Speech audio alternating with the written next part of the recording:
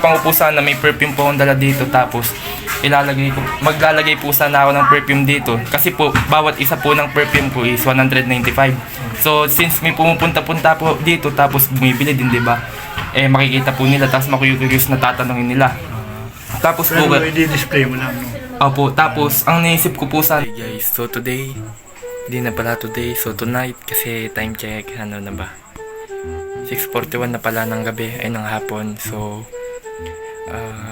kakatapos ko mag-restock ng perfume. Ay putang inang restock. Kakatapos ko mag-organize na perfume, and syempre meron tayong mga yung mga yan, meron tayong inaayos para babagsakan natin yung isa nating kaibigan, siya yung magbebenta. So tulad nga nung mga nakaraan, siya pa din yun, and ibibigay natin to sa kanya bukas para siya yung magbebenta. So meron siyang commission sa atin pag nabenta niya to. So yeah, and ina-organize ko to. Ayan na lang yung stock. And bukas tatry natin kumausap sa tindahan o kahit saan, basta sa mga tindahan dyan na maglalapag tayo ng perfume dun sa tindahan nila. Tapos kada may bibili or may naku-curious na amuyin yung pabango, aamuin nila. Tapos once na may bumili dun, may napagbentahan sila ng perfume, antimano is kakaltasan nila ng 15 pesos. So 180 sa akin doon, 195 nila mabebenta. O kung gusto nila 200 nila ibenta para meron pa silang additional na 10 pesos. So yeah, tatry natin kumausap. So sana pumayag and mag-work. Yun lang naman, in-update ko kayo. Syempre balitaan ko na kay bukas kasi may mga gagawin pa ako. Mag-call session ako, magpa-follow up, and syempre may mga sikasuhin. Magtutupi din ako dito, ayusin ko yung kwarto kasi yung gulo ng utak ko. So yun na nga, bukas na lang. At ayun na nga, umaga na, and then nakayos na ako, nakaligo na ako para pumasok sa school. So ayun, nakapag-almusal na. So dala ko na din yung products ni Matt para mabebenta niya. And syempre meron pa tayong isang babagsakan, which is yung isa ko pang kaibigan na gusto niya din magbenta ng perfume. So babagsakan natin yan, bibigyan natin ng pagkakataon. And syempre lesson learned na lang kung ano yung mangyayari. Basta yun, ano pa ba yung gagawin ko? Ayan, yung close ng deal kay Ate Deng, kailangan makapagbagsak din tayo sa tindahan niya, maklose natin yung deal, makausap natin siya ng maayos na baka kung pwede is maglalagay tayo ng product sa tindahan niya, kung sino bibili ibebenta niya, tapos mayroon siyang 15 pesos. So yun lang naman. And syempre papasok muna ako, update ko lang kayo sa mga mangyayari mamaya. Kailangan ko mag-focus kasi nakukulangan tayo sa focus, no? Yun, nakauwi na nga ako, and ayan, inanda ko na din yung mga dadalhin kong pabang sa tindahan. Sana ma-approve. So ma-approve o hindi, okay lang yon, all goods lang, pero dapat ma-approve. So kakataas ko na din kumain, nakatulog ako kanina. Tapos ngayon dadalhin na natin to sa tindahan para ibigay doon. Ay syempre kakausapin mo natin yung may-ari ng tindahan kung pwede ba yung gusto ko. So syempre gagawa muna tayo ng parang gawa tayo ng kunwari subject, yung para mabigyan din natin kasi baka mamaya hindi pumayag, o kaya naman may iya. Kunwari sasabihin natin is tong video na to is project natin sa school. Okay, so ayun, gagawa lang tayo ng kwento, so para mabigyan natin. And ayun, i-open na natin sa kanya yung business natin, yung business proposal natin. So yun na, yung plano is basta makikita nyo na lang. So natatay ako, di ko alam, patatay muna ako no? So basta dadalhin ko kayo doon. Ay, yung camera pala. Let's go. A few inches later.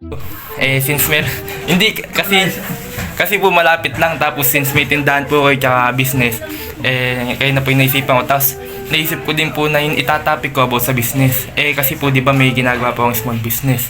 Ano po siya, perfume. Tapos naisipan ko pong itopic, tapos i-grab ko na din yung opportunity para yung perfume ko po, yung gagawin ko po sana kay Pit na dapat pa lang, dapat business ang interview mo. Ay hindi po, ano lang po to para mas malapit. Tapos syempre may tindahan kayo, di ba? Tapos yung sa vlogging naman parang nakaganyan lang siya, tapos magkausap lang po tayong dalawa. Okay na. may video po, may ano po kasi ako Pits, parang naisipan ko po yung business nga yung topic.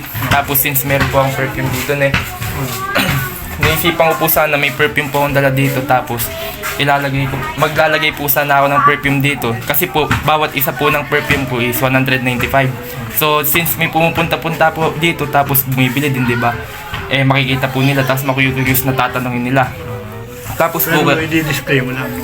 opo, tapos ang naisip ko po sana, di ba po busy din ako sa school, tsaka di ko po ganun nabibigyan ng oras dahil nagsasabay minsan. Ano po, kumbaga parang i-display po siya dito, tapos pag po may naisip, halimbawa po may bumili, 195, tapos syempre kayo po magbebenta. Parang magpupunta na lang po sa akin nun is, 180 na lang, tapos yung 15 pesos sa inyo po. Para baling Basta nakain lang. Ilang piraso ba? Isa lang. kahit tatlo lang po yung maglalagay sana, 3 piraso lang po. Tapos bali para lang bumili ng piatos yung tao. Pero hindi niya kinuha, bali may 15 pesos po kayo. Yung parang ganun lang. Basta di-display lang naman pala. Ano? Tapos pag may bumili po, syempre ibibenta niyo po. Basta yung sasabihin niyo lang po naman, pang babae lang po kasi yung dala ko dito, tapos oil based na din siya kaya matagal mawala yung amoy. Tapos ayun lang po, kung bibili niya po, nasa sa kanya na, kung hindi, okay lang po yun. Okay lang po, Ben. Ito po siya, ganito siya, pang babae siya. Tapos Magkano ito po, binibenta mo to? 195 lang po. Mabenta nga po lalo na nung Pasko. Ayan po. Tapos ayun siya. Sabihin ko na lang na... Tapos ito po yung tester nyo. Halimbawa, na-curious ko ano yung amoy niyan, ganyan. Ito po. Nakadepende po dito. Kunyari, ito, Cloud yung pangalan. May Cloud po dyan, hanapin lang nila. Ito po, pangyawak. 195 ka ako. Apo. Tapos pag binili po nila, amoy nila, tapos 195. Bali, pag... Galing yata ito sa atin mo. hindi po, yung sa perang inipon. Tada ka sa atin. Dahil doon, maraming ganito. Sa Mga bandang Saudi, ganyan. Ayo. Nag-wear naman. Apo. Ay, kung gusto niyo po, pwede niyo siyang amoy. Kaso pang babae siya. Malay mo, matripan din niya yati din. So, yun lang naman, Kuya Pits na. Thank you po, Wala si Kuya Pits, sa meeting lang namin. So, yun lang, Kuya Pits. Thank you po, Kung makikita nyo, success naman. So, kanina naghintay pa ako doon sa labas kasi parang nagdadalawang isip ako kung gagawin ko ba, kung kakausapin ko ba.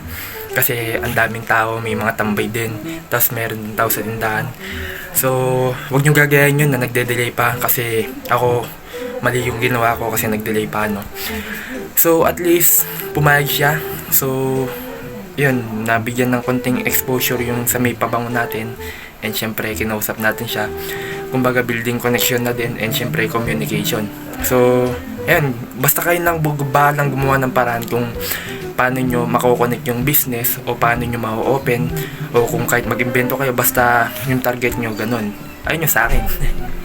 Yun lang naman. And syempre, mag-workout muna ako. At least nakakausap natin. And tignan natin yung magiging resulta. Mabili man o hindi, goods lang yun. Syempre maganda, mabili talaga siya. Yun lang, and let's go. So mag-start na tayo mag-workout, So napag-warm up na tayo. Napagbasa na din pala ako ng libro. Ito siya. Napagbasa na, and tara, workout na tayo.